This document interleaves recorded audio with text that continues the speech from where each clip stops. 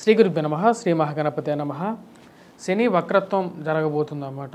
శని వక్రత్వం అంటే అసలు ఏంటి అంటే జ్యోతిష్య రీత్యా గోచార రీత్యా శని వక్రత్వ ఫలం అనేది ఎప్పుడు యోగిస్తుంది, అసలు వక్రత్వాన్ని ఎప్పుడు కన్సిడర్ చేయాలి అంటే శని కానీ ఏదైనా ఒక ప్లానెట్ కానీ ఏదైనా ఒక గ్రహం కానీ వక్రించినప్పుడు తన అంతకుముందు ఉన్నటువంటి రాశికి తిరిగి మళ్ళీ వెనక్కి వచ్చినప్పుడు పూర్వ రాశి యొక్క ఫలితాన్ని మళ్ళీ తిరిగిస్తుందని చెప్పేసి శాస్త్రంలో చెప్పబడింది అన్నమాట. అంటే పోగొట్టుకున్నటువంటివి కానీ లేకుండా ఉంటే అంతకుముందు మంచిగా జరిగి ఇప్పుడు సరిగా జరగినటువంటి స్థితిలో కానీ మార్పు చేర్పులు జరుగుతున్నప్పుడు వక్రత్వం జరిగినప్పుడు అంతకుముందు ఉన్నటువంటి ఫలితాన్ని మళ్ళీ తిరిగి పొందడం అనేది వక్రత్వంలో జరుగుతూ ఉంటుంది అన్నమాట. ఇప్పుడు శని వక్రత్వం అనేది దాని గురించి చెప్పబోతున్నాం. అంటే శని అత్యంత శక్తివంతమైనటువంటి గ్రహం.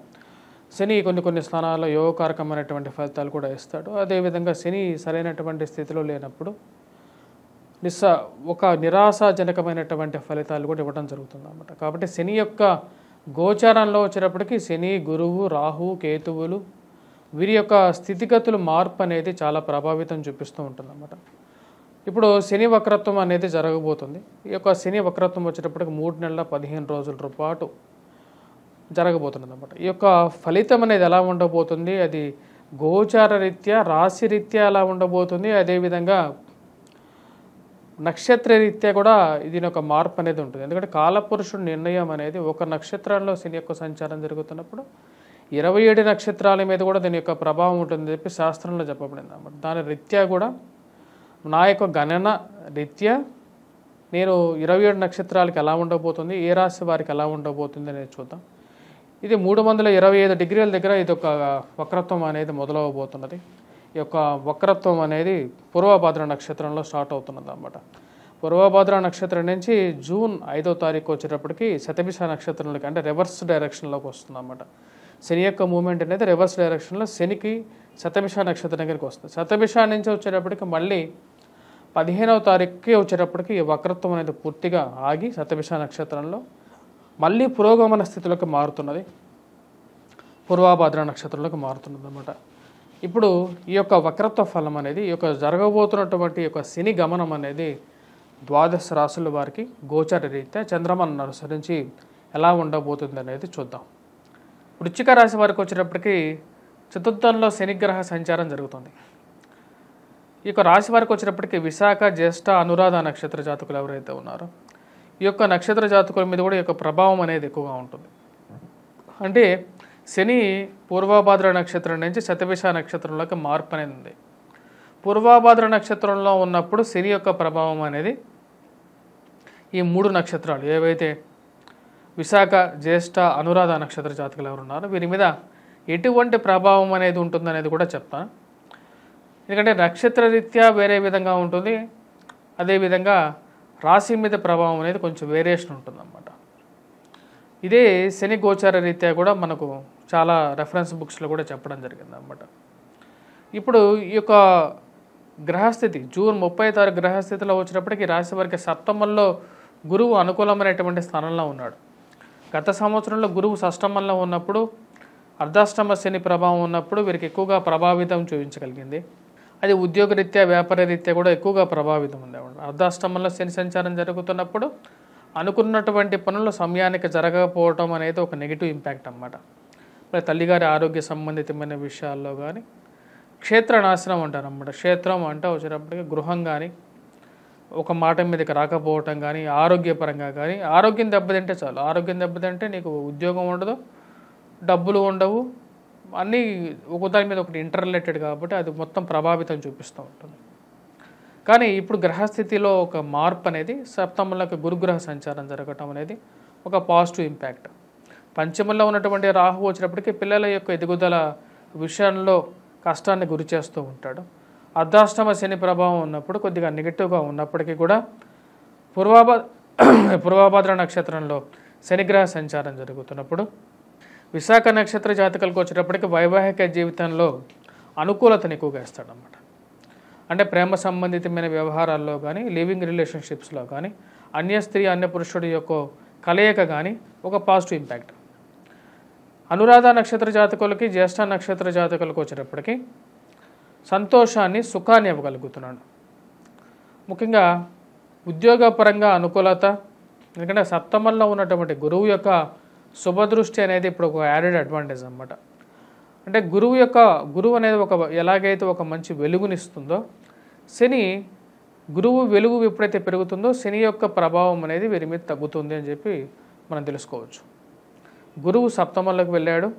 అదేవిధంగా నక్షత్ర రీత్యా కూడా ఈ 3 నక్షత్రాలకి కూడా అర్ధాష్టమంలో ఉన్నప్పటికీ కూడా ఆ యొక్క ప్రభావం అనేది తగ్గుతున్నది. ముఖ్యంగా సంతోషం అనేది ఎలా వస్తుంది అంటే ఉద్యోగరీత్యా అనుకూలత, ఎందుకంటే గురువు యొక్క త్రిపాద దృష్టి అంటే పంచమ దృష్టి లాభస్థానం మీద ఉంటుంది.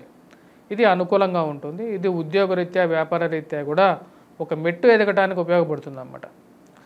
అంటే పేరు ప్రఖ్యాతులు కానీ, సంతోషం కానీ, బంధువులతో తిరగటం కానీ, ఇవన్నీ ఒక పాజిటివ్ ఇంపాక్ట్. ఎప్పుడు సహాయం చేయనటువంటి బంధువులు కూడా అనుకూలంగా ఉంటాయి. ఇంట్లో వివాహం జరగటం, శుభం జరగటం, దూర ప్రాంత ప్రయాణం చేయటం, ఇవన్నీ ఒక పాజిటివ్ ఇంపాక్ట్. అదేవిధంగా పంచమ దృష్టి భాగ్య దృష్టి పడినప్పుడు ఎలా ఉండబోతుంది అంటే ముఖ్యంగా వచ్చేటప్పటికి డబ్బు పరంగా అనుకూలత పొందటం, ఉద్యోగ పరంగా అనుకూలత పొందటం, స్నేహితులతో బంధువులతో అనుకూలత, ఇవన్నీ ఒక పాజిటివ్ ఇంపాక్ట్గా ఉంటుంది అన్నమాట. అర్ధాష్టమ శని ప్రభావ రీత్యా గత సంవత్సరంలో అనుభవించినటువంటి కష్టాల నుంచి వృశ్చిక రాశి వారికి చాలా వరకు విముక్తి పొందడం అనేది స్టార్ట్ అయిందన్నమాట. రాబోతున్నటువంటి 3 నెలల పాటు ఇక రాశి వారికి అనుకూలత. కానీ రాహువు యొక్క ప్రభావం అనేది రాశి వారి మీద ఉందన్నమాట. అది విషయం క్లియర్గా తెలుసుకోవాలి. ఎందుకంటే రాహువు కరెక్ట్గా తన యొక్క దృష్టి లాభస్థానం మీద చూపిస్తున్నాడు. కన్య మీద ఎక్కువగా దృష్టి ఉందన్నమాట. రాహు యొక్క ప్రభావ రీత్యా వచ్చేటప్పటికి స్నేహితులతో జాగ్రత్తగా ఉండాలి. ఎందుకంటే ఎవడో దగ్గరగా ఉన్నాడో వాడు మన స్నేహితుడు కాదు. ఆ విషయం తెలుసుకోండి. ఎందుకంటే ప్రతికూలమైనటువంటి స్నేహితులు కూడా ఉంటారు, అనుకూలమైనటువంటి శత్రువు కూడా ఉంటాడు అన్నమాట. అంటే ప్రతికూలమైనటువంటి స్నేహితుడు అంటే పక్కనే ఉండి మనల్ని చూస్తూ సమయం కోసం వెయిట్ చేసి మన ఎదుగుదలని వాడికి ఇష్టం ఉండదు, కాకపోతే నీ పక్కనే ఉంటాడు. వాడు నీ స్నేహితుడుగానే ఉంటాడు, కాకపోతే నీ ప్రతికూలంగా ఉంటాడు. కాబట్టి వాడిని కూడా గమనిస్తూ ఉండాలి. ఇదే ఒక లైఫ్లో సక్సెస్ పాయింట్గా కూడా చెప్పడం జరుగుతుంది అన్నమాట. ప్రతికూలమైనటువంటి స్నేహితుడిని గమనించుకోవాలి. ఆ యొక్క విషయాన్ని ఈకో రాశి వారు ముఖ్యంగా, ఎందుకంటే ఇక్కడ పరిస్థితి ఈకో రాశి వారికి అనుకూలంగానే ఉంది. కాకపోతే ఎవరు ఎలాంటి వాళ్ళని తెలుసుకొని ముందుకు వెళ్ళగలిగితే వీరికి సంతోషదాయకమైనటువంటి ఫలితాన్ని శని ఇవ్వగలుగుతాడు. అర్ధాష్టమ శని ప్రభావం ఉన్నప్పటికీ కూడా, బయట నుంచి సూపర్ఫిషియల్గా ఉన్నప్పటికీ కూడా వీరికి వచ్చేటప్పటికి పాజిటివ్ ఇంపాక్టే రాబోతుంది అన్నమాట. ఈ రాశి వారు ముఖ్యంగా వచ్చేటప్పటికి ఎటువంటి పరిహారం చేసుకోవాలి, ఎందుకంటే ఈ రాశి వారికి వచ్చేటప్పటికి పంచమంలోకి రాహుగ్రహ సంచారం అనేది ఉంది. మరి అదేవిధంగా లాభస్థానంలో ఉన్నటువంటి కేతువు యోగ్యకారకుడు ఈ రాశి వారికి. పంచమంలో ఉన్నటువంటి రాహు వచ్చేటప్పటికి యోగ్యాన్ని బట్టేది. పంచమంలో రాహుగ్రహ సంచారం జరుగుతున్నప్పుడు రాహుకి ఎటువంటి పరిహారం చేసుకోవాలంటే ఈ రాశి వారు ముఖ్యంగా దుర్గాదేవికి అనుష్ఠానం అనేది కంపల్సరీగా చేసుకోవాలి. దుర్గా మంత్రాన్ని అంటే అమ్మవారిని ఎక్కువగా పూజించాలి. బుధవారం పూట రెడ్ కలర్ డ్రెస్ వేసుకొని దాని తర్వాత దుర్గా అనుష్ఠానం చేసుకోవాలి. అమ్మవారి కుంకుమార్చన చేసుకోవడం కానీ ఇంట్లోనే చేసుకోవచ్చు అన్నమాట. ప్రతి బుధవారం చేసుకోవాలి. రెడ్ కలర్ డ్రెస్ వేసుకోవచ్చు. ఒక పూట భోజనం చేసుకొని నేల మీద పడుకున్నట్లయితే తొందరగా వివాహ ప్రయత్నాల్లో అనుకూలత కానీ, సంతాన సంబంధితమైన విషయాల్లో అనుకూలత కానీ ఎక్కువగా పొందడం అనేది జరుగుతుంది. ముఖ్యంగా రాహు ఎప్పుడైతే పంచమంలో ఉన్నప్పుడు లేడీస్కి రిలేటెడ్ ఇష్యూస్ అనేవి ఎక్కువగా ఉంటాయి. స్త్రీలకు సంబంధితమైనటువంటి వ్యాధులు స్త్రీలకు ఎక్కువగా కలుగుతూ ఉంటాయి. PCODs కానీ అక్కడ ఏదో ఒక అవరోధం కానీ కలుగుతూ ఉంటుంది. కాబట్టి ఆరోగ్యపరంగా కొన్ని జాగ్రత్తలు తీసుకొని ముందుకు వెళ్ళాలి. అర్ధాష్టమ శని ప్రభావం అర్ధాష్టమంలో శని ఉన్నప్పుడు కూడా కాళ్ళకి కీళ్ళకి మోకాళ్ళకి నొప్పులు, జుట్టు రాలిపోవటం, బట్టతల సంబంధితమైనటువంటి విషయాలు జరగటం అనేది కూడా జరుగుతుంటుంది. వర్క్ పరంగా కూడా కొన్ని స్ట్రెస్ అనేది ఉంటుంది. ఆ స్ట్రెస్ నుంచి కూడా రేపు రాబోతున్నటువంటి ఈ యొక్క వక్రత్వంలో వచ్చేటప్పటికి వీరికి కొంచెం అనుకూలత అనేది పొందడం అనేది జరుగుతుంది. మానసిక ప్రశాంతత అనేది చివరికి మళ్ళీ వీరు పొందడం అనేది జరుగుతుంది అన్నమాట. ఎందుకంటే పూర్వభద్ర నక్షత్రంలో ఉన్నప్పుడు ఈ నక్షత్ర జాతకులు ఎవరైతే ఉన్నారో వీరందరికీ ఒక పాజిటివ్ ఇంపాక్ట్ ఉంటుంది.